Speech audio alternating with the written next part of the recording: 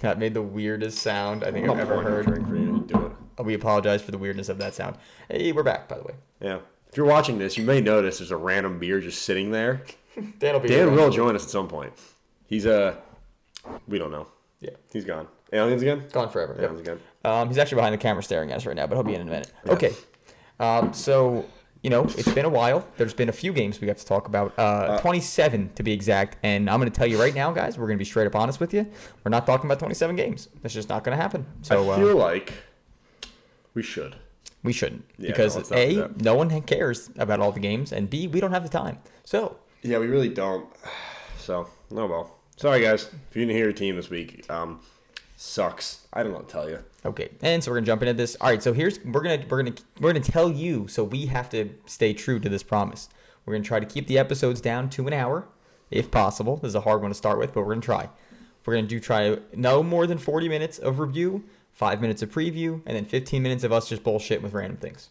Okay, so you guys got that? Idea. Yeah, that's a game plan, and we're sticking to it. At 40 minutes, I'm just gonna tell everyone to fuck off and stop talking. We could have the best game in the world. Doesn't matter. At 39-59. Does not matter. Hey, nope, we ain't covering it. See you later. Okay. What are we starting with? We can start with, we have a Man City West Ham game. I don't have to talk about a lot about it. The funniest part of this game is that both center backs scored, which I think is the most interesting thing. City controlled the game. West Ham got one, created a couple chances, but both center backs scored. Thought that was funny. We can move past. I hate that. Why the fuck are your center backs going? Fuck Little off. little Stones, Diaz action. It bothers me. What else to talk about? We have West Ham Brighton. You can talk a little bit. That's West Brom. West Brom Brighton. You can talk about the relegation implications here if you'd like to. Wow, cool. Thank you. So here you go. I have it right here if you'd like to look at it. I have it right here. Okay. Yeah, Brighton now. I think they're tied on points with who is it? Fulham. Yeah. Game in hand though. Yeah, game in hand, and so technically they're in 17, so they're out of it. Out of relegation. West Brom, 8 points out now. I think they're done. I mean, especially, losing to Brighton, a team that you're trying to fight with to stay up. I don't see them getting a run together in the last third of the season we're in here. Yeah, about home stretch, almost, sort of, kind of. So, but yeah, Brighton win this one. West Brom, yeah, we'll see you. Never. They're still going down. West Brom, we'll see you maybe in a couple years. I think we can make it back next year. Yeah. All right. Next up, we had a Leeds Villa. We had an early goal in this game, and then not a whole lot else. I'm gonna be honest with you. When I see a Leeds game and I see that Leeds don't score, kind of surprising. I pretty much expect them to score at least one every game, and just to be a offensive threat, just forward. Nothing going for them against Villa. No, it was Villa played well, and Leeds dominated possession but couldn't score, and this is a Grealish-less Villa that wins this game, so big for them. And we're gonna slide. Oh, El Ghazi scores 5 minutes in, by the way. Nothing by those final. Sliding through. Here we go. We are crushing these. You know what? I think what it is Dan's holding us back. Right. I think Dan's really holding us back. Yeah. What a little. As he flips us off behind the camera. Okay. Newcastle Wolves happened. They tied. Okay, keep going. And we're sliding in the middle of the table. No one gives a shit. They're not getting relegated. They're not getting promoted. Although Newcastle's actually fighting for a little bit past relegation right now, so maybe a little mention. A little bit of credit. I mean, they dragged a point. They're in 16th right now. They're a point above Brighton and a point above Fulham. Wait, what do you mean it doesn't give a shit? They're 1 point clear, dude. Yeah, I know. So, I mean, actually a good point against Wolves, who were on decent form before this. So, yeah. Wolves bother me. Why? I thought they were going to be better this year. They upset me. Yeah, as soon as someone, come on. Jimenez. Thank you. Thanks, Dan. As soon as Jimenez went out, I mean, their season was basically just based around staying up and not doing anything too bad. Yeah, just shoot for the middle of the table. Yeah, that's what they were doing all the time. All right, Palace Fulham, another relegation. Would every game have a fucking relegation implication? What the hell's going on? Well, Palace didn't. No, but Fulham did at this point. Yeah. It's a game Fulham needs to win. Yeah, and they honestly they should have. They played very well. Yeah, they deserved it. Palace didn't have a shot on goal in this game, right? No. Yeah. Palace didn't have a shot on goal. I mean, Fulham dominates possession. They dominate chances. They just couldn't. They couldn't do it. They couldn't score. Gotta get better. This is a Palace team who is still missing Zaha, so the 0 shots on goal, not shocking. But I really think Fulham, if they get relegated, they're one of the best teams to get relegated, I think, in recent memory. But here's the issue with that. I mean, yes, they're a good team. They're in every game. But Premier League teams go into this game, they win this game. If you're a Premier League team, you win this game. I mean, there's no doubt in my mind. Palace is a fucking Premier League team. What does that mean? Palace is playing a man down. Well, not man down, but they're playing without their best player. You're fighting for your life at the bottom of the table, and you dominate the game. You win this game. If they deserve to be in the Premier League, they would have found a way to win this game. United lost to Sheffield earlier in the season. It's not what I'm saying. I'm saying if they think they deserve to be in the league, this game is something they have to win. And a Premier League team, a team who deserves to stay up, would win that game. That's all I'm saying. I think they deserve to stay up, but that's just me. If they deserve to stay up, they'd win more games. We'll slide into our boy Danny's teams here. You know he's not here. He's here. This was a great game that was way too early, but we woke up and watched it. Of course, we watch every game as we always do. You know what? I think Arsenal, it's just a lucky game for them. You know, they came out. They played terribly. They didn't deserve it at all. He wants to kill us right now. No, we're just kidding. They played well, let's be honest, 6 minutes in, I thought they were going to get their ass kicked. I mean, anytime Arsenal gets scored on early, you assume, okay, just let the floodgates open, let's open the drawbridge, and just everything gets fucking just washed through. Because that's how Arsenal usually is. I don't know what a drawbridge is, but what was a drawbridge? Is that a drawbridge? I'm going to spit in your drink. There you go. Get that gross ass shit away from me. Okay.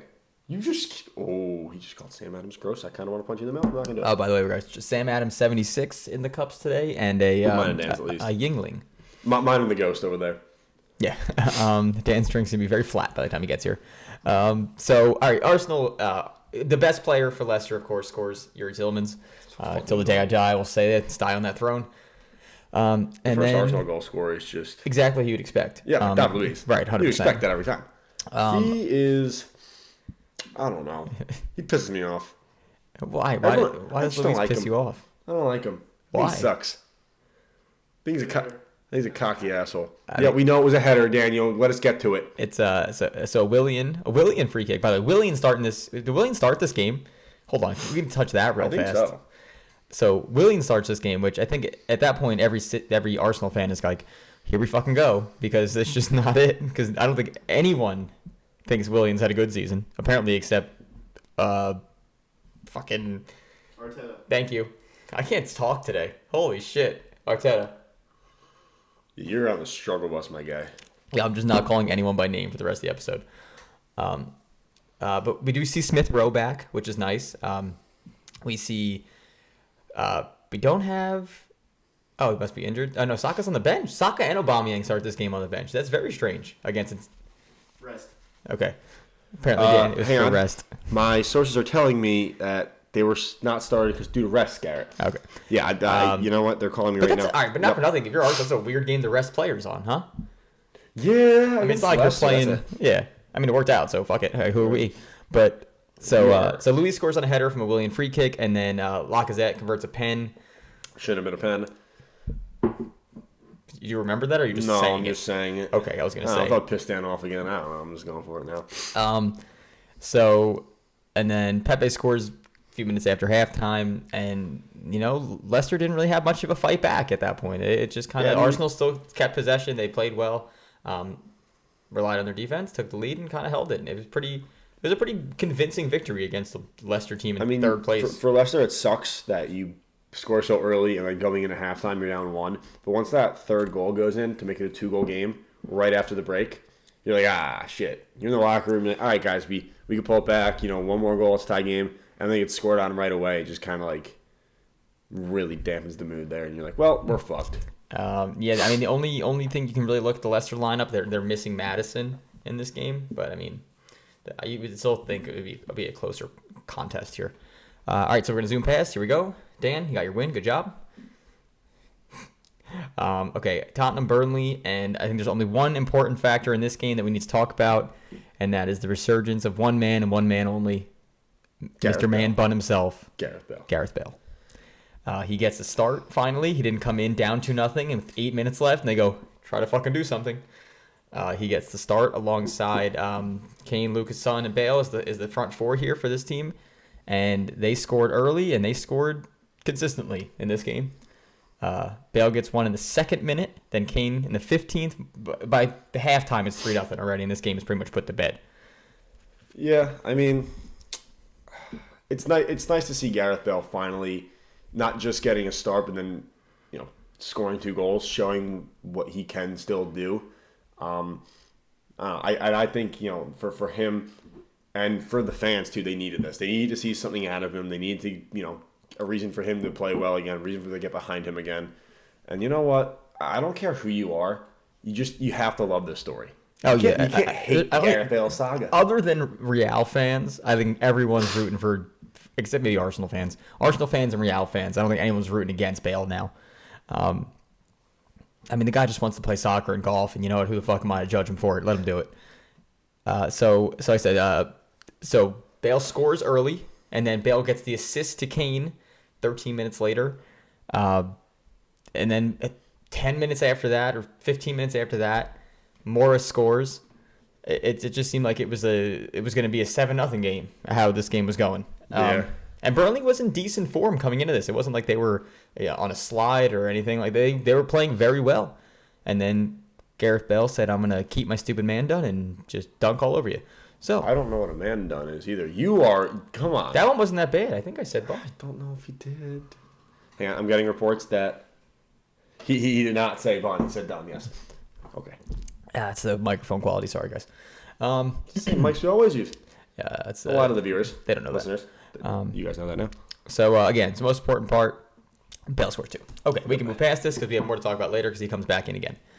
So Chelsea, Man United. What a fucking snooze fest this was. Awful. Garrett, before we started, Garrett said it perfectly. It was like watching each team, just their center backs knocking around, just to send it to the other center back so they can knock it.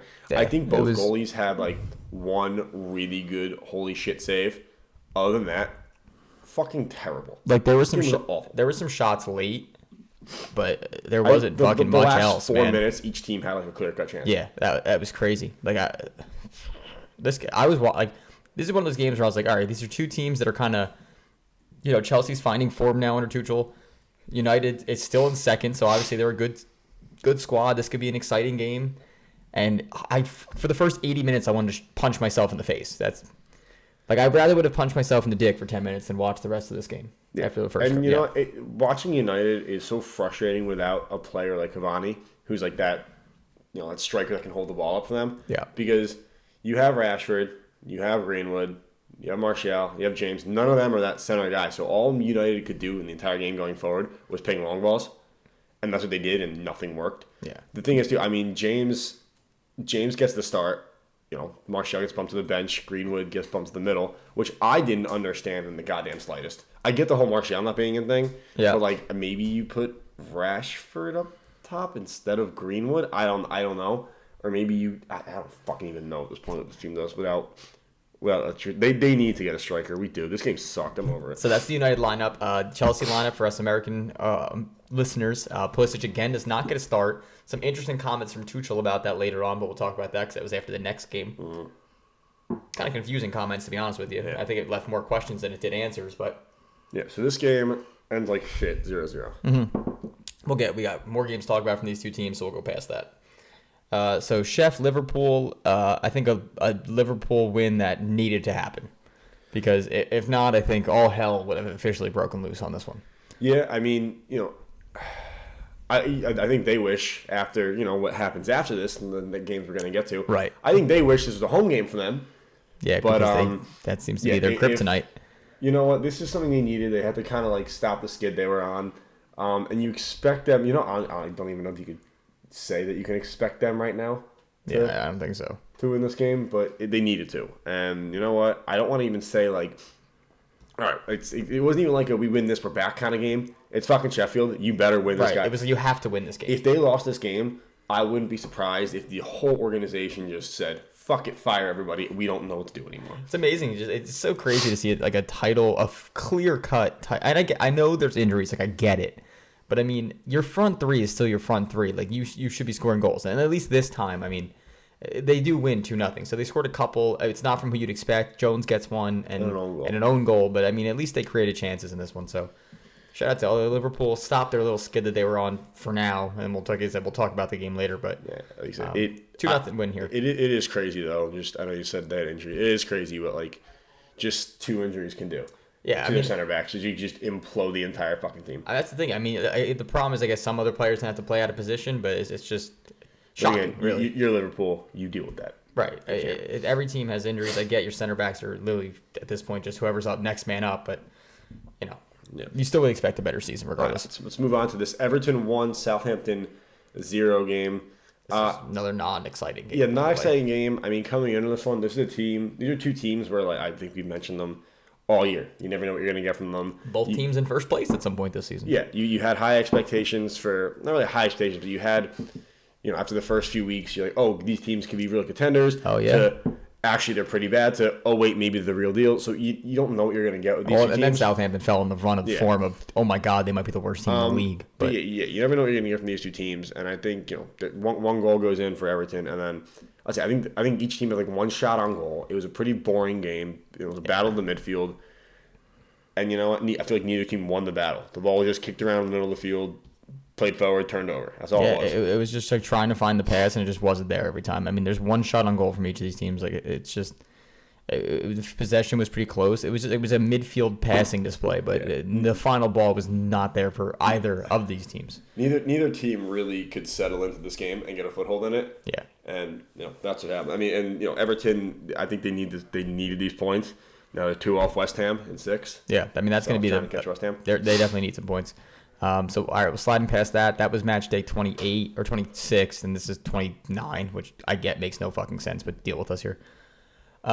City Wolves. So this for a while, looked like it could have been the game to end the run of wins. It seemed like it was going to end a tie until the 80th minute. It was 1-1. Connor Cody maybe has the best shot conversion in Premier League history. He's taken 3 shots and scored one of them. His was his first shot on goal ever in the Premier League. And he scored. So his shot's on goal. He's shooting 100%. 100%. If he hits the net, it's going in. Right, basically. Oh, okay, I'm taking him fancy. Yeah. That just shows sometimes stats can be a little skewed. Yeah. But 100% on shots on goal for Connor Cody. So good on him. Wins a header. You see he was pumped. And then, City does finally break. City had 10 shots on target, 22 shots in total, 73% possession. They should have won this game. And finally they broke through in the 80th, and then it kind of poured it on after that. But Jesus scored a couple. Mahrez scores one late. Jesus scores one actually even later. Hey, look, there's Dan. Oh, my Lord. Wait a minute. We're going to reveal on the show what we got. What is it? It's a girl. Hey. Oh, we were wrong. Yeah, I said I called it. Hey, congratulations. Hey. Not mine. Not Dan's. That would be Dan's going to be an uncle. Woo! Dan's going to be an uncle. Shout out to Kelly Mike. Yeah. They fucking listen. Okay. They do. All right. So City win this game 4-1. The skid doesn't end here, and we can keep going. Burnley Leicester. A rough week here for Leicester. They get smoked by Arsenal, and then they tie again. A Burnley team, which, like I said, was in good form, even though they got fucking washed by Tottenham. But yeah, and this is kind of the opposite of the Arsenal game, right? They go down early, and it's taking the lead early. So they get down early to Burnley in the 4th minute. And they worked their way. They were able to work their way back into this game, get it tied, and you think, okay, they tie this game up. It's 60th minute. All right, that's plenty of time for a team like Leicester to go and get another goal and get a result. Yeah, absolutely. And they just couldn't. Once they get the first goal, they just couldn't get going. Well, Chowdhury fucked up on that first goal too. I think he back passed it and just did not put enough on it. Yeah. And I forget who it was. Who scored the goal? Vidra. Yes. He just ran onto it and just had to play it in past the keeper. But not the start you're looking for if you're trying to get a bounce back game here. I gotta turn you up. You're a little quiet, Dan. Sorry, can you please say something? Can you hear me? Yeah, here we go. Let me pop you up a little bit there. Okay. Again, no Madison again for Leicester, proving to be a common theme here in the games they don't get results in. Who is the most important player on Leicester now? Still Tielemans. Okay. Until today, I'll keep saying that. But again, bad form for Leicester, and we were talking about how we really should consider them. Every time they go into a game, that they should really win this game, and they really are showing us that we're fucking assholes, huh? As soon as we said that, they lost and then tied. So fucking wrong. Well, they did this the same time last year too, so hopefully they're just not starting to skid. Skid like they did last year. They do. We'll get there, but they do win the most recent game that they had because they played 3 since the last time we talked. Yeah. So I think. Go ahead. No, go. No, I was gonna say, moving on to the next goal, Iheanacho scores a banger Oh yeah, I think it's Indeed. He plays the ball in from like right around the half field, and Iheanacho just kind of one-time volleys it. It was like such a good finish. Pretty like I think it was like around the top of the box too. But he's a player that's kind of struggled for minutes and kind of form throughout the year for Leicester. Yeah. He's like in the past he's been okay, but like it's just it's the Vardy show there. So it's good to see him get on the board. Yeah, the problem is when they try to throw him in when Vardy's injured and they kind of try to play him in the same way, and it's just they're not the same players. So you just can't it's not like a straight switch. You can't do that. All right, next game. Shocking result here, I would say, especially if you're a Villa fan. What the fuck happened, Villa? Like I think is this the game I bet? One of these games I bet Villa to win, and they just fucking didn't. Probably this one. Probably this one. Again, one clear missing player for Villa here is Jack Grealish, proving, I think, we had an argument early on in the season, maybe like the first couple of weeks, like he was the most important player in the league to their team, and I think he's definitely got to be up there. Yeah. I mean, he's in the conversation. You probably have, I think we talked about Kane, we talked about Vardy. I mean, Grealish is... He just brings so much creativity to the team. Yeah. And you could definitely tell they're lacking that without him. And, I mean, they were up a man for 30 minutes in this game, too. So and only created 4 shots on goal throughout the whole game, which is just unacceptable. With like 70% possession. Yeah, it's just unacceptable. You dominate. I mean, yeah, again, like Dan said, they're up a man. You expect to dominate possession, but you have to go do something with it. I know you don't have your most creative player, the guy who's going to go down, who's going to get the assist, get the goal, whatever. But again, you're playing fucking Sheffield, and you're up for 30 minutes. You got to get at least a goal and get a point out of this name. No, yeah, I mean, shout out to Sheffield. I mean, they defended their balls off pretty much for the whole second half of this game. But yeah, decent goal too. Yeah, from the goal. And you know what? You said they defended their balls off. That was the defense we saw last year. Yeah, that's what you saw. Yeah, but the problem is it's happened once out of 27 and it only games took them to go a man down in desperation mode, yeah. And when they're pretty much guaranteed to go down. So, I don't know. All right, move on to the second snooze fest of the United schedule. Dude, they're so fucking boring. This is such a boring team to watch. I don't know. Man U, Palace, nothing happened. I would rather go to Home Depot. Shout out Home Depot. Fuck you, Lowe's. I don't like Lowe's. I'd rather go to Home Depot, I guess get we're not a getting that gallon of sponsorship. paint, dump it on the floor, and just watch it dry for 2 days straight. Like, this game sucked. At Home Depot or like at home and dump on? Yeah, right. Are you fucking the Home Depot floor You're up? You're just messing up their floor then. Or are you buying the paint and bringing it home? Or are you painting the floor for them? No, no, I'm not painting anything. Is this like a home improvement project? No, I'm not painting shit. I want to buy the paint. I want to bring it home. I want to dump it on my own floor and just watch it dry, rather than watch this game.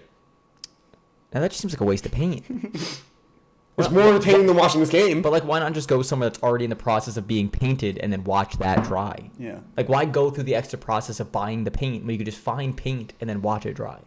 Or watch grass grow. You don't have to buy anything. It's outside. I feel like I have to buy something, because then I feel like I did something, That just seems like a waste of money. I don't know. That's just me. But yeah, another 0-0 boring game.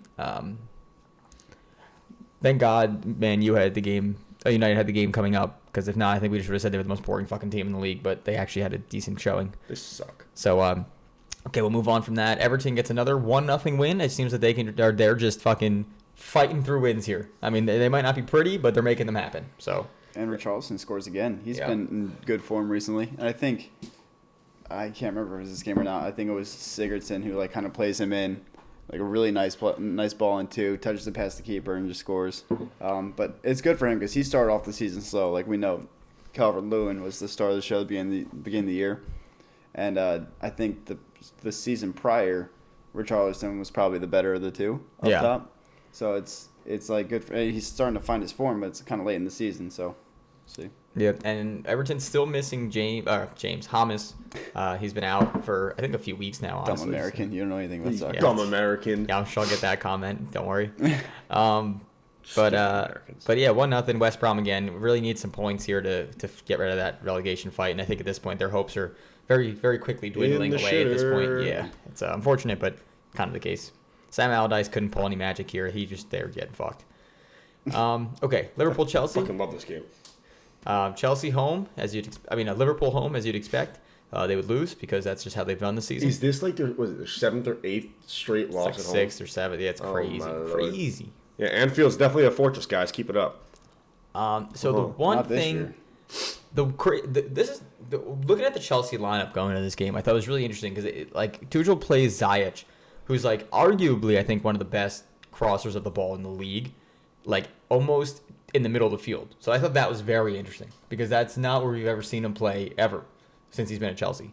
So I thought that was just a cool little change that you could see. He's definitely working around with that lineup, still trying to find the perfect flow of chemistry between the club.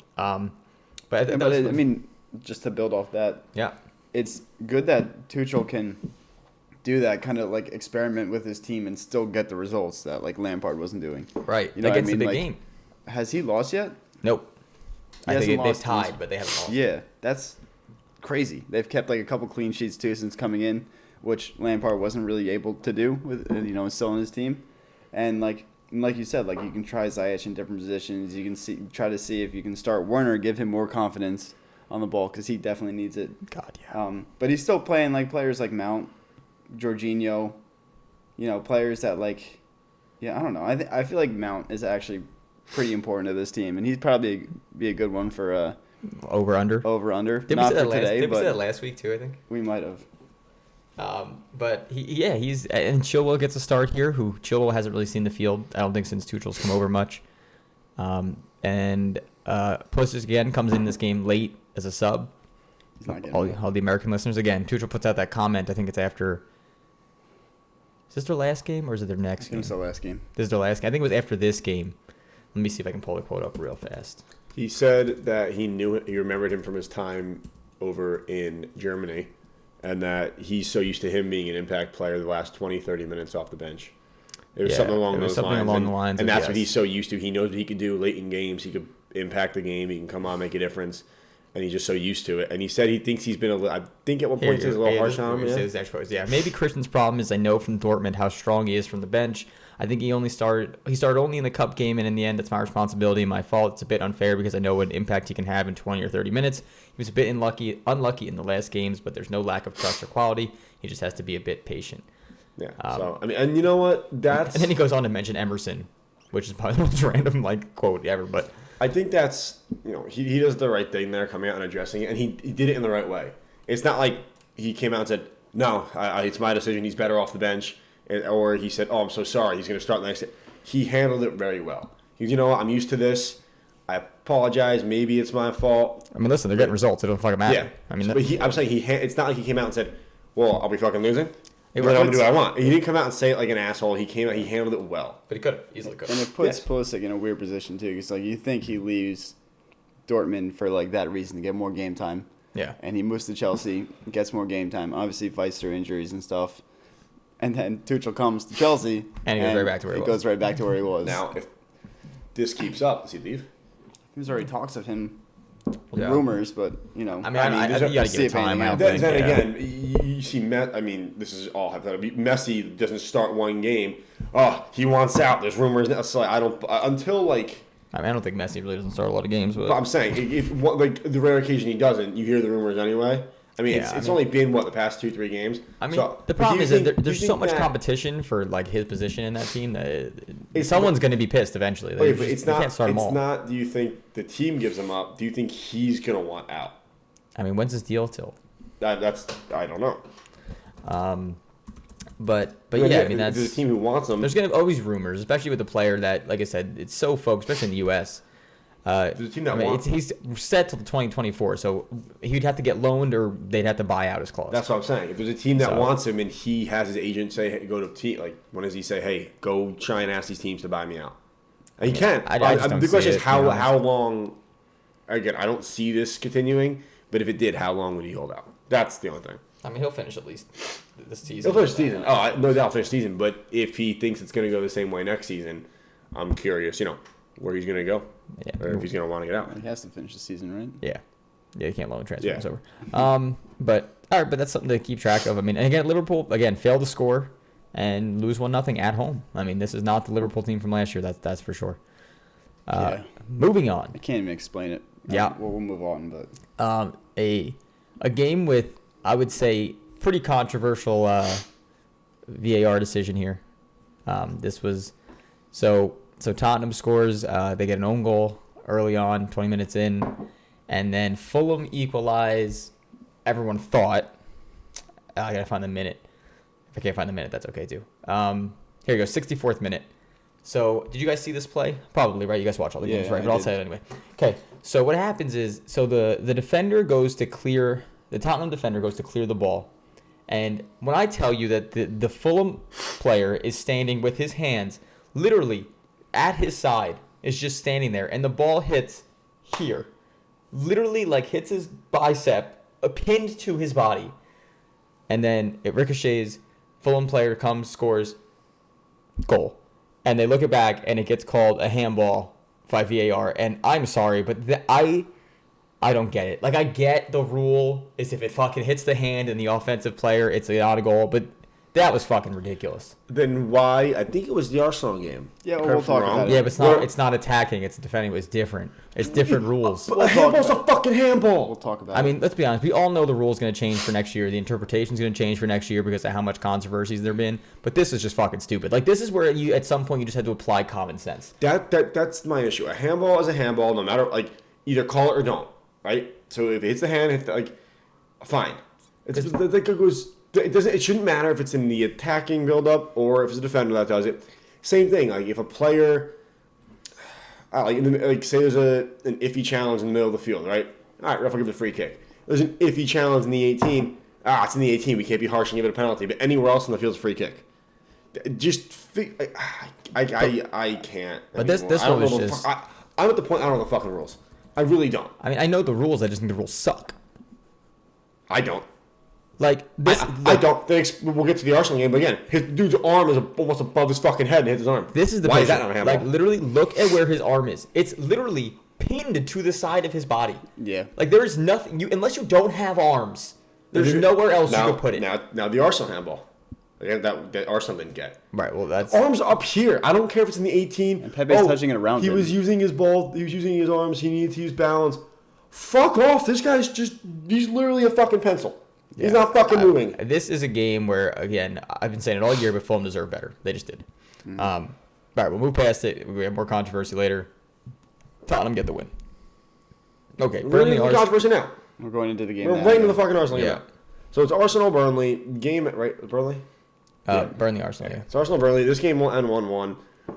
Arsenal. So it's Pepe, right?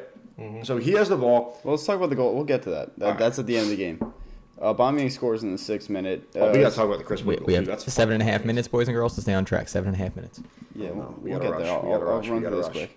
Rush. Aubameyang scores probably like a very typical fashion Aubameyang goal. Kind of cuts in on his right-hand side and just sneaks it barely in past Nick Pope. He probably could have done a little bit better.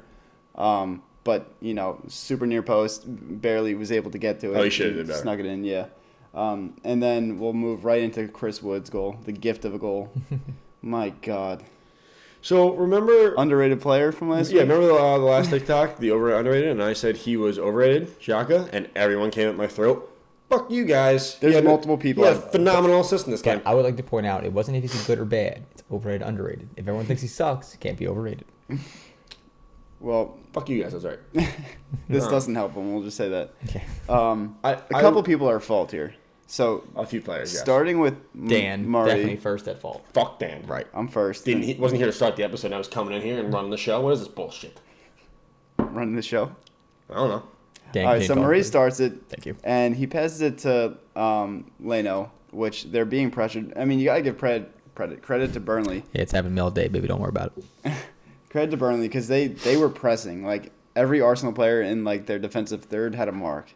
So if that's the case, Leno just has to clear that ball out. Like, I don't give a shit. Just clear it out of bounds. I don't care. Get it away.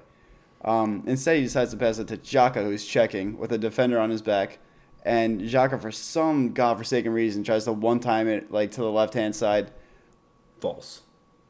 He didn't. He controlled the ball. He waited 3 minutes and then played the ball. I swear to God, that's what happened. Okay, well, either way, he should have played it one time. Cleared it, or he shouldn't have the ball played to him at first. He should have done better. It was either Chambers. I think it was it was Chambers or it was Thomas. His party on his left side. Sorry, I just read the name.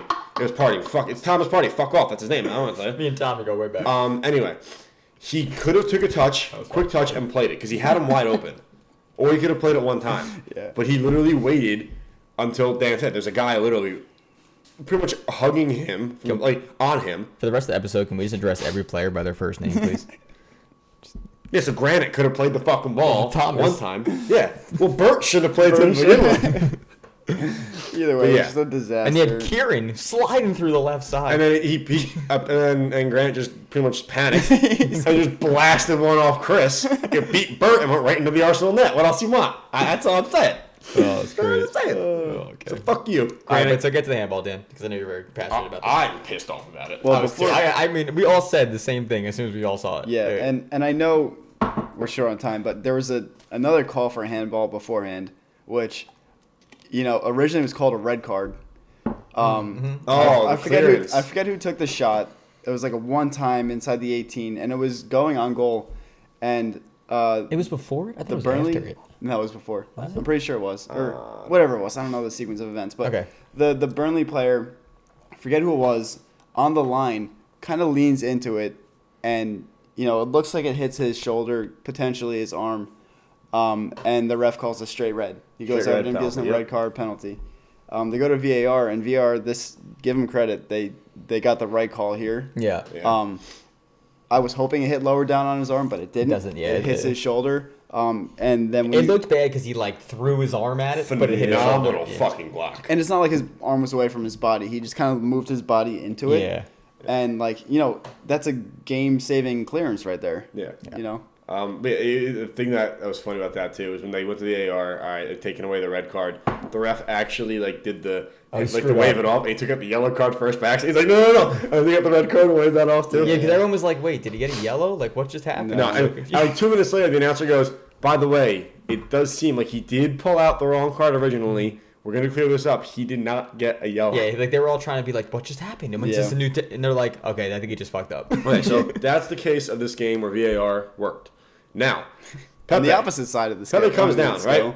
First, tries to send a ball in. It was opposite, by the way. Pepe, it was the Pepe Whatever. first. Who gives a fuck? Yeah. Tries to send a ball in. I thought originally handball, right? He puts his hand up, fine. Goes back to his feet. He beats the man. He's literally going to touch it by him and then run around him. And the dude just sticks, I don't even know who the fuck it was, just sticks his arm out, hits him in the fucking elbow. Ref's like, not playing. And I don't think you can make the case for, he's on the side, too. So, I don't think you can make the case that the ball was going out of bounds because he kind of just touched it away from him. Clearly hits his arm. Yeah. And if it goes past him, Pepe's in. He could play the ball, across the 18, across the 6. And for some reason, it wasn't called a handball. Well, the argument I heard is because the defender's arms are allowed to come out if they're using their arms to maintain their balance. That's what I saw. That is horseshit. Doesn't make any sense. Thank you. But the best is, though, so we have our little group chat, and I at the same time, I think me and Dan texted in the group. What? The handball? Yeah. That shouldn't be called? That should be called. Oh, me and you texted at the same time about the red card thing. Yeah. This was for the one thing. I go, I have no fucking. I go. That has to. I have no fucking idea what a red handball is anymore. And at the exact same time, Dan sends the same message back, and then 3 seconds later, the commentator on the game goes, "That's it. I don't know. Anymore." Like I got fucking nothing. It's like someone needs to explain to me how that wasn't better than for his balance purposes. Yeah. Someone needs to explain to me why. How are we doing on time here? Not great. All right, so Southampton, Sheffield. Southampton 2-0 Sheffield. You're getting relegated. Sorry for you. Okay. Wolves, Villa 0-0. Do they have Grealish? No. All right, that's why it's 0-0. Because I bet this is the game I bet. Okay. It's on the win, and they didn't. So 0-0 again. No Grealish, no goals. Move the fuck on. Okay. Leicester finally back in the win column. Yeah. 2-1 win over Brighton. Late winner. Yeah, I mean, it's a game Leicester needs to win to try and break their skid. They do. Brighton still the bottom 3 fighting for their life to stay up. Still a Madison Liss. Leicester, by the way. Did you say really. Brighton's fighting to stay up? Oh, yeah, fighting to stay up. Yes, Okay. yes, they are. I would back that. West Brom, Newcastle. 0-0, fuck 0-0. off. Again, I'm not turning down typing that. Just go right past it. Fuck you, Liverpool. Fulham got their win. Fulham suck it, Fulham assholes. deserves these fucking wins, man. I'm telling you. They need to stay up. I don't give a fuck who else goes down. They need to stay up. I think they deserve it. What is that? Liverpool's 6th straight loss at home? Yeah. 6 or 7. They literally broke the record for wins at home and then just proceeded to lose 6 straight. And then to break the record for losses at home? They just horrendous form at home. It's just definitely an interesting lineup. I mean, this is the lineup you basically Klopp said we're resting players. I mean, there's no Arnold. You start Phillips and Williams. Robertson does start on the left. You have Keita, Wijnaldum, and Milner as your midfield. You have Shakira and Jota. Shakira. You are on the struggle bus today. No, it's me. Shakiri. I mean, if you have Shakira starting right forward, that's pretty fucking cool too, man. I mean, right? Oh, shit. I'm just picturing Shakira. So number 23. So number 23, whose hips don't lie, came out. It's sick that you said that. I'm gonna spit water everywhere. Well, I know we're not at the point of the show where we do our controversial shit for TikTok segments, but that's got to be in the running for a TikTok. It's got to be. So Liverpool played 10 on 11 as Shakira played Waka Waka throughout the whole game for 90 minutes. Overrated, underrated Shakira for Liverpool. Underrated. Have you seen those hips move? Come on. Oh, it's incredible. All right. Anyway, just made my night. We have to get moving here. But yeah, so it was a crazy lineup for Liverpool. They come out. Fulham scores 45th minute. Sorry. And they hold it off. They defended their balls off too. They played a great defensive game against them. And I think Klopp got a little bit of shit after this for just the lineup that he put out. It kind of seemed like it was we're better than you, we're going to win, which is ironic because they haven't won in 5 games. Now you bring up Klopp, my favorite thing was after this game, one of the reporters asked him, do you feel, it was a hard-fought game, whatever, blah, blah, blah. Oh, yeah. Yeah. Do you feel that they wanted it more? They just So worked stupid. harder. He goes, well, no, we clearly wanted it more. We definitely worked harder. You sure? Didn't work. No, that wasn't what he said. It was like, do you think they wanted it more? And then he said basically, well, yeah, it's easy to say that the team that wins wanted it more. Oh, it's yeah. a fucking stupid question. I'm summing it up. It's stupid. Like, that's every time. Like, oh, do you think the other team wanted it more? I'm like, well, fuck, what kind of question is that? Like, Yeah. like, no, we really didn't want it today. Like, No, we wanted them to win. All right, we can go to the City United game. Brian, you can have your 5 seconds of glory here. Yes. That's it. I'm just happy. Man U snapped the City win streak or unbeaten streak, whatever it was. Win streak. Yeah. And And then United maintained their unbeaten streak on the road in the Premier League. 34 seconds in, Martial goes down. Yeah, Jesus should never started this game. That's It was, my only and that's a real, like they say, a real forwards challenge. I mean, he just clips him fucking from dumb. behind in the 18. I don't know why Jesus is back there. There's 2 other players cutting off the shot and pass from Martial. Yeah. He clips him. Bruno, I saw some shit on Twitter like, oh, see, Bruno can step up against the top 16. It's a fucking pen. Yeah, I mean, Shut up. Which he really honestly. Which Ederson should have kept out. Yeah, I think it wasn't a good pen. I mean, both star midfielders in this game honestly didn't really show well. I mean, Bruno didn't have a good game. He didn't have a great game. He had an okay game, and De Bruyne had a fucking shit show of a game for the first half. He did not play it. His turnover led to that first goal. His turnovers led to like every chance you had. It was horrible in the first half of this game. But City dominate possession. They have shots, not a lot on target. I think Henderson's in goal. Yeah. Because I think actually that's 2 games because De Gea is back in Spain. He had a kid. Oh, we're fucking up, boys. Jesus. Yeah. But so good for Henderson. He gets the ball, takes some time in the second goal, launches one to the midfield. He just chucks one to Shaw, breaks down the left side, give and go with Rashford, and then Shaw just kind of passes one through traffic into the far post. And you know what? For me, Shaw's been I know Bruno's man of the match. Absolutely. I know Bruno's done what he's done this year, but bounce back player of the year for United, Luke Shaw after all their injuries. Dan brought before he started. Brought in Tellez to pretty much replace him. And he's like, nope, you're not taking my spot. Yeah, and then Shaw's like, well, fuck this. I got to get going now. And you know what? Bruno's done all this shit. I think Shaw is the player of the year for United. I don't care what anybody says. And props to I can't think of the coach's name right now. Ole. Yeah. Props to him because maybe he brought him in to provide competition for Shaw because he knew what he could do, and if he had a little more competition out there, he'd perform like this. And he's been, to your point, probably their man of the season so far. I think it's a little bit of we brought him in for that reason to get him going again, and because he is known to get some pretty serious injuries. So like I said, I get it. Bruno's pretty much carried this team offensively, but Shaw's been consistent every single game he's played. Yeah. And it's just fun to watch him back in form and playing. And now they're saying he could even be one of the top choices for the England national team now. How I feel. So, like I said, I watched this game. City didn't play bad; they just couldn't score. I honestly think Foden should deserve to start every game over possibly Sterling. In my opinion, I think he created more chances in 2 minutes than Sterling did for most of the game. When the lineups came out and I didn't see Foden, I was like, okay, he's just a dangerous player. Yeah. But I mean, he came on, and I was expecting City to put one in. Yeah, I mean, City lost, but I mean, they didn't play bad. I can't even say much. It was just. Title race is back on, boys. We're catching him now. We're still gonna catch him. All right, we're gonna have to zoom past these last few because we're running past time here. Oh god. Tottenham Palace. Bale scores 2. Kane scores 2. Kane and Son break the record for most duo goal contributions. Goal and assist contributions together. And with 11 games to go, by the way. Benteke gets one that doesn't fucking mean shit. So. Yeah, but I think the big story there is, the Kane and Son break the record, and Bale scores another 2. You know what? If Bale keeps this up, Kane, Son, Bale, that's fucking disgusting. Yeah. That's so deadly. It is. That's what we said at the beginning of the year, and Bale just was now he's going. Didn't play him, yeah. So we'll go 2-0. Chelsea over Everton. And Chelsea dominate. Yeah, I mean, Chelsea, like I said, new coach, new team pretty much. Again, you still don't see Pulisic in the starting lineup. It might have been after this game that he said that, by the way. Yeah, I think it was. But Everton, you expect, I think, a little more out of them in this game. I expected a little more out of them this game.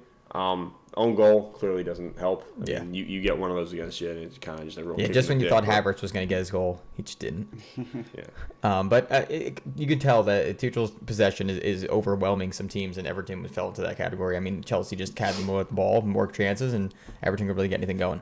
But shout out to, Tuchel again. Different lineup. He's moved players around. Odoi moves into like more of a withdrawn role, not as far on the outside, and he actually had a good game. So, I mean, that move's making Abramovich look like a genius right now, though. Yeah, I mean, like, you remove a club legend. I know we talked about this before. From the head coaching position, and bring in someone with a different philosophy, and it's working. And it's working. And it's working. They haven't lost. Yeah, and good for him too. I mean, ballsy move to come in and just be, I'm changing everything. I'm doing guys who haven't played in 4 games. Fuck it, you're playing, and it's a ballsy move. Fucking paid off. Yeah. Now they're crushing it. But so Chelsea win again. And last game of our 27 games that we missed, West Ham Leeds, where Leeds came out like bats out of hell for the first 15 minutes, didn't score, and then Jesse Lingard said, I'm going to take and score on a pen rebound.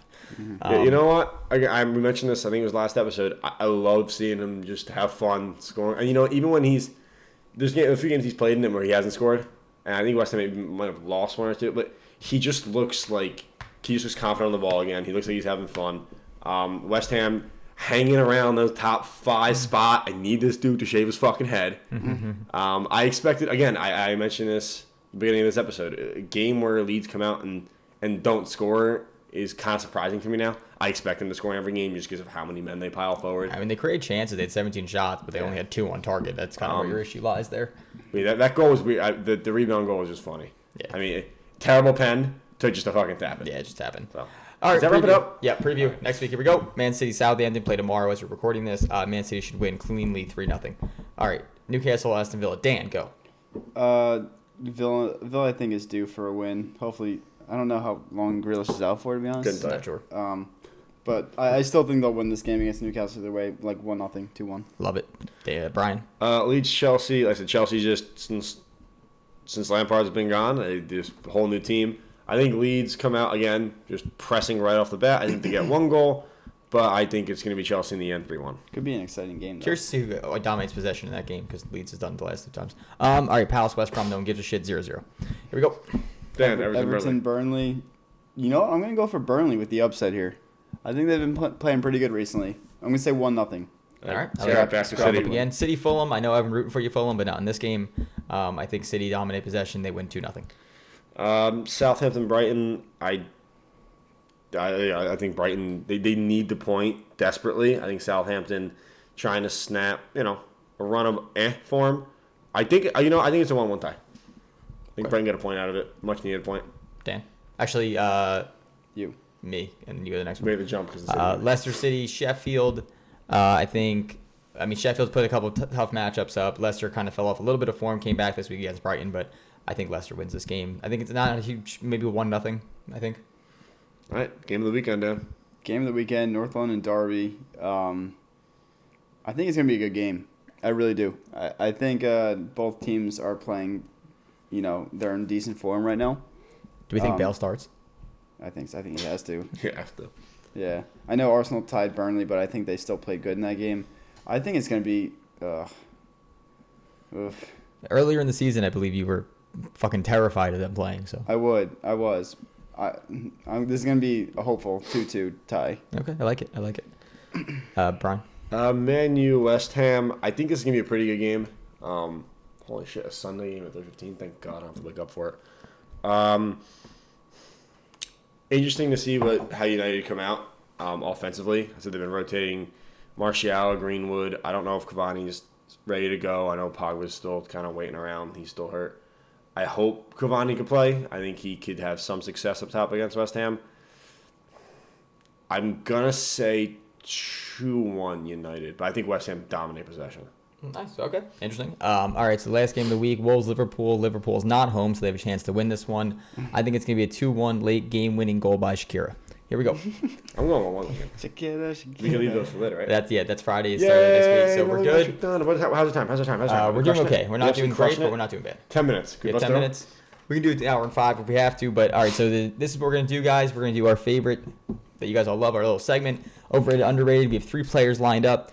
Then we're going to do a new segment we like to call bench, start, cut. We're going to give you 3 players and choose which ones we like. Bench them, start, or cut out of the 3. We'll start with overrated, underrated. First player on the list. All right, so overrated, underrated, first player. I'll start it. Raheem Sterling. These 2 guys are going to talk about it. You want to go first or me? Yeah, what I said I was doing over there. You're going underrated. I did first. Oh, yeah. So I said underrated? Yeah, I said underrated. I know why I said underrated. I'm an idiot. So Raheem Sterling, I'm going underrated. I know at times he can get a little bit stick from not being a great finisher. You saw it in the United game. He should have let a ball go, across his body, tap it with his left foot, and he just kind of swung and missed with his right. So at times he could be a better finisher, but I think what he doesn't get enough credit for is what he does defensively. Him getting back, he can chase down outside mids, he can chase down wingers, he helps out his outside backs. And his movement off the ball. He just opens up space for other players to move into, for other players to play the ball into. So, as a forward and as a winger, when you have those qualities of tracking back and helping out, the team around you, if you have the ball or you don't have the ball, I think, you don't get enough credit for that. So that's why I think he is underrated. And I'm on the flip side of that coin. I think Sterling is a little bit overrated. Don't get me wrong. Don't get me wrong. He's a great player. Last season he had a really great season. He's been an important player for City in the past. See, underrated. Don't even know teams yet. Not credit. But this season, there's been times where, I think he's gone missing at times. You kind of think you'd rely on him to score more this season, pick up the slack. He hasn't really done so. I mean, with Aguero out. I mean, most of the goals have been coming from either the midfield or center backs. Yeah, or Stones and Diaz. So you'd think with Aguero's absence and Jesus' lack of form, he would be on the goals all the time. He has some, but you think he'd be involved more. I think he can go missing in games sometimes. Still a great player, but I think for those reasons he's a little bit overrated. Yeah. Do you have anything you want to chime in? Or No. I like to hear what you guys say. I mean, I agree with points you both made. I'll go next. Okay. Don't hate us because we're American, but Christian Pulisic. Here comes TikTok. All right, Brian, you go first. Okay, what did I say? You are overrated. Oh, okay. You know what? I'm going to go overrated, and here comes the shit from TikTok. Okay? Is he... technically, he's a good player. He's very skilled. However, I don't think he's as good as people make him out to be. I think because he is a U.S. player who cracked a Big Six lineup in the Premier League. He's getting all this hype from the media. I just don't think he's necessarily lived up to it, at least on the Premier League level. I think he still has more to prove. I mean, clearly there's something going on because he's not in the starting 11 right now. He's not getting that game time. I just don't think he's meshing well with Chelsea at the moment. And people are still saying, why isn't he playing? You got him a chance. He's one of the best players out there.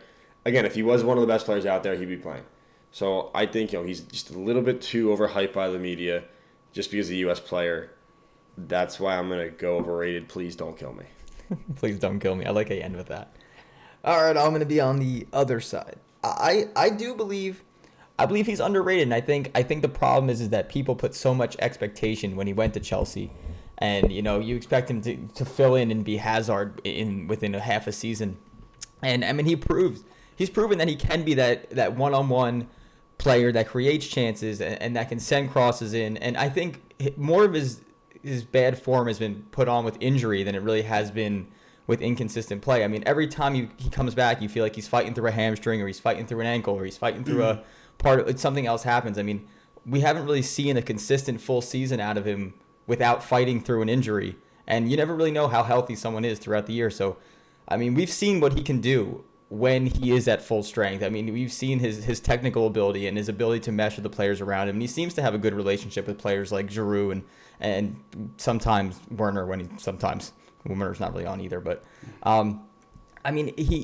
it's hard to say he's overrated because I just don't think he's still young. Like, there's still time to develop and there's still time to grow, and I still think he has all the qualities of an incredible player, and we've seen that he has those qualities. It's just he's just fought through some crazy injuries, and I just think it's hard to pin that against him and say that he's overrated. That's just my opinion. What? I think he could still be at one of the best wingers in the league. You give him a full season to get healthy again, in my opinion. Last season, he looked like it. Right. Yeah, exactly. What you were going to say, please? No, I was going to say, yeah, just real quick. I think last season, second half of the season, I think he was fighting through some injuries in the first half, but he was one of the best players on Chelsea's team last year. He provided assists, he scored goals, kind of looked like how he looked on Brighton and with the U.S. team.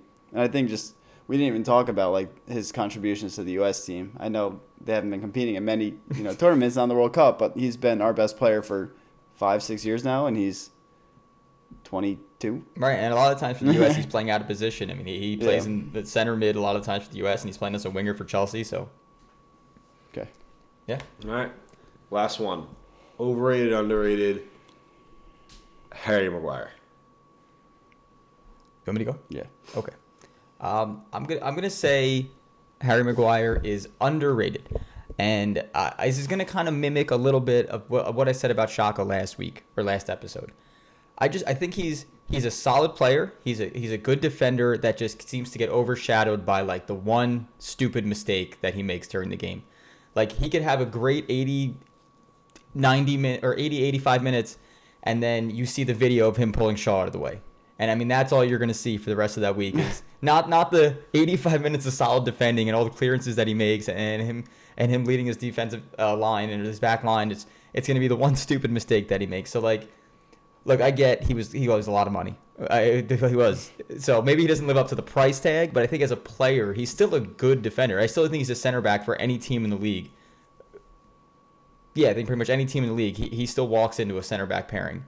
I just think there's a lot of hate on him because of how much he costs, and I still think he's one of the best defenders, center backs in the league, in my opinion. Still. Yeah.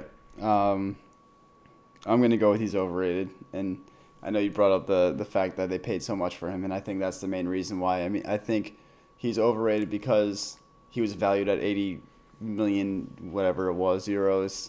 Pounds. 70 million, too much. Yeah. 70 million, too much. He's I think to your point, he is a solid defender. He's definitely a good leader back there, but the errors he makes have been, crucial to, games that United have played in. The Shaw incident has, led to them, I believe, losing that game. And that's not the first time. He'll commit a stupid foul in the box, get a penalty. I do think he does shows. I think he's definitely a rock in the back for that team. And to your point, he does defend well, but his mistakes are costly to the team, and he's severely overrated or overpriced. Yeah. I mean, just to throw something out. I mean, I don't know where to put me in the overrated, underrated, but you both make really good points in my opinion. Does the defending that he does, and he is the captain of this team pretty much every game. Even though he got arrested. He's a very good leader for the team. Throw that in there. Yeah. He's a very good leader for the team, and he can make that last second block or that that clearance off of a free kick or a ball in the box. But do all those outweigh the mistakes that he made? You mentioned that he could have a great game and all you see is a mistake. You mentioned that he does make costly mistakes. When is it? Which one outweighs the other? Yeah. You know what I mean? So I feel like I would just go right down the middle. I mean, I know what. Let us know your thoughts. Yeah. What do you think? Yeah, I mean, we're going to be pretty good because the people are going to be happy. We actually didn't say properly rated for anyone this week, and we get a lot of shit for that usually. Yeah, So over or we under? did go over under. I for think everyone.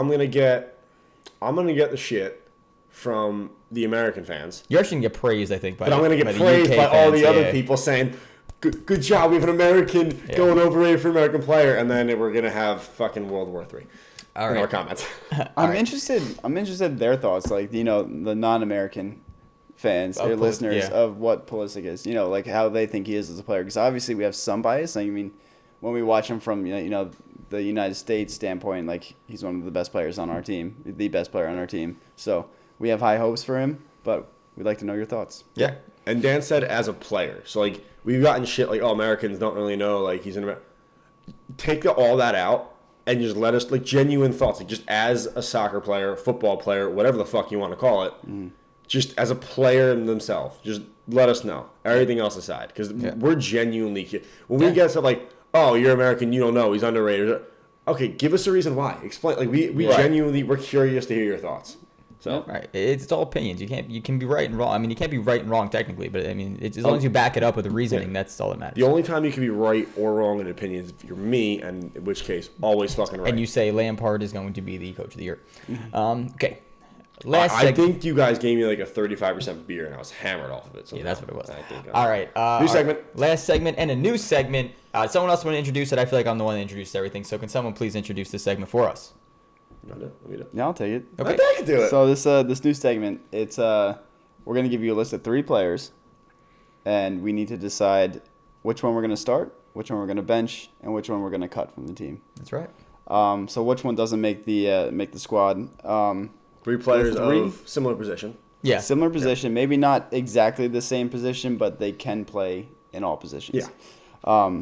The 3 we've come up with today are Patrick Bamford from Leeds, Dominic Calvert-Lewin from Everton, and Anthony Martial from Manchester United. Speaking What of are our Manchester United, thoughts? we're gonna let our fan I'll over start. here go first. You go first. So who? Just elbow the fucking wall. Oh, yeah, we heard that one. Right in the funny bone. I'm gonna start us off. In which any order I could say it in any order. Cut, Yeah, go for it. All right, we're gonna do it from the bottom up. Okay. No, top to bottom. No, I'll just say as I want. Martial, you're fucking cut. Let me do that again because I know I cursed. Thank you. Martial's cut. He had a decent game, I think, against City. He's on the ball a little bit. He was able to make the right runs, but he hasn't done anything in God knows how long. So for me, Martial is cut. Starting the game is Calvert-Lewin. I think as a forward, he's been around a while. He has the experience, and he's proven himself to score goals in big moments for Everton at times. And then on the bench, I'm going Bamford. But I'm not going full 90-minute bench. I'm bringing him on like the 65th. I think young forward got – y'all hear me out? Young Jesus forward Christ. got something to prove. I think he comes on and he injects energy into whatever team I'm putting together. And, yeah, so we're cutting Martial, we're benching Bamford, and we're starting Calvert-Lewin. All right, Dan. How do you feel about it? I'm a little bit different than you. Oh, do tell. I'm going to go Bamford gets cut. Anthony Martial makes the bench.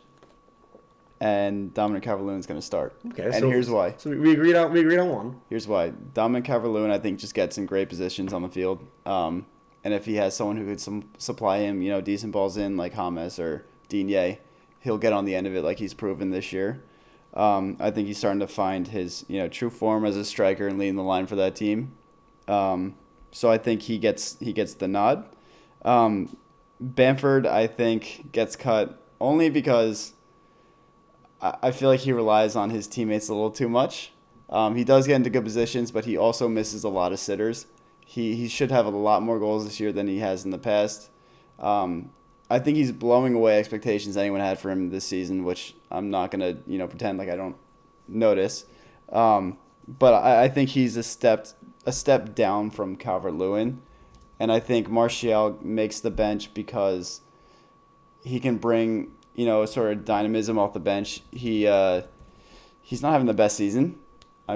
What the word? Big fucking word. Okay. Dynamism. What'd you just say? Dynamism. Dynamism. What is that? I think it's a word. Look it up in the There dictionary. has to be a word. I fucking love that word. I think Martial. I think he has high expectations for him. He's proven in the past he's been a good player for United. This season has not been his best, but I think he, when he's on form and he's the best he can be, he's injecting pace into the lineup. He's injecting creativity into the lineup and can supply a passing at the end of a chance. So that's why I'm going with that order there. Yeah, that's my only issue with Martial. If I'm basing on this year alone, you have to cut him. It's based on this year alone, and maybe I am, and maybe I'm just frustrated with him. Which it's not a maybe. I'm definitely fucking frustrated with him. Fair enough. Yeah. So just to let you guys know, we didn't plan these ahead of time, our answers to this, but I think, in all honesty, I'm different than both of you, I think, which is fucking wild. But, We're all okay. different. What? We're all different. Yeah, that's what I'm saying, but, like, it's okay. kind of shocking. So I'm similar with Brian on this. I'm going to cut Martial, in my opinion. I just don't see it in him. I don't know. Like I've watched their games this year. I haven't seen him do anything other than be lazy sometimes and score a couple goals against a 9-man Southampton team. And throw his arms up and down when he loses the ball. It's hard to rate him at this point. I'm actually gonna bench Calvert-Lewin because I think he started off hot as shit this year. And don't get me wrong, he was probably the best striker through the first couple months. But, I mean, since then, he's kind of faded off. I mean, he's a great player. Don't get me wrong. He gets in great position. He's a double threat. He's a big body. He can win headers in the air. He can hold up play. But what he doesn't do that I think Bamford does a little bit better is Bamford can provide a little bit better than Calvert-Lewin does. And that could just be the lead system because the lead system powers people down the wings and he can play off of that. So I think actually Bamford's a little bit more dynamic than Calvert-Lewin is as a front player, in my opinion. Again, it could be system-wise, but I just think Bamford's an all-around, as in Lewin is a pure striker, which I get. He scores goals. But I just like the other things that Bamford brings to the table as far as distribution and things of that kind. And that's my opinion. Can you do yourself a favor? Yeah. You never said Bamford was your starter. I would say that. Sorry. Bamford at striker. Bamford as a starter. Help out whoever's editing this. Yeah, Bamford as a starter. I'll say editing this. Help us out. So cut Martial, Calvert-Lewin as my bench, and Bamford as my striker. Look at me being as my starter. Jesus Christ! I got it in there. Go somewhere. Again. No, Bamford as my starter. I'll get it in there. Yeah, whatever. You're editing that one. Good luck. Thank you. I think that's all we have for this episode, fellas. Yeah. All right. We were at an hour and 8. We were close though. All right. Let's wrap this up. Thank you guys so much for listening. Thank you guys for watching. You can watch it on YouTube, Premier League and Pints. Go over there, leave a comment, like the video, subscribe. Pretty much any podcast platform, Premier League and Pints. We have, I don't even know how many downloads, but you guys are crushing it. I think we have 4 episodes now, over 100 downloads. Yeah, you guys are awesome. Which is incredible. Instagram, Twitter, TikTok, all of them, at League Pints. TikTok, yeah, you guys have sometimes some mean things to say in the comments, but we still appreciate you guys interacting with us. We have a bunch of followers over there. A lot of I think on average now we're getting at least 5,000 views per TikTok, which is pretty fucking cool. So yeah, thank you guys for watching. Thanks for listening. Share with your friends, family, grandma, dog, aunt, uncle, cat. I don't care. Just download on every device you have. Just give us more downloads. I don't give a shit. But thank you. Thank you. Have a drink for us. Bye. Peace.